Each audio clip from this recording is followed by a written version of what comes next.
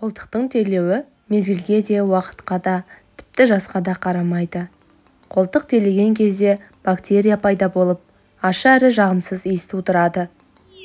Бүгін сіздерге қолтықтың қатты терлеуі мен жағымсыз иіс шығуынан құтылуға көмектесетін ең тиімді, оңай әрі қарапайым әдіспен бөлісемін.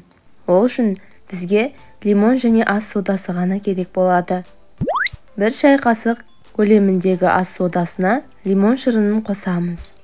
Мұндағы ас содасы қолтықтың терлеуін азайтып, түктің шығуын тежесе, ал лимон шырыны қолтығыңыздағы жағымсыз иіс тудыратын бактерияларға қарсы жұмыс жасайды. Қолтық астының ағаруына да көмектеседі. Екеуін жақсылап қосып араластырып, дайын болған қоспаны қолтығымызға жағып, 10-15 минут ұстаймыз. 3 күннен кейін міндетті түрде нәтижесін көрсетеді. Егер терлеу жалғасса, 1 аптаға дейін жалғастыруға болады. Бұл процедураны лимонға аллергиясы бар кісілерге және жүкті әйелдерге қолдануға болмайды. Қолданып көріңіздер достар.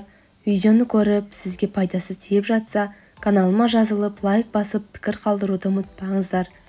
Келесі видеоға дейін аман сау болыңыздар.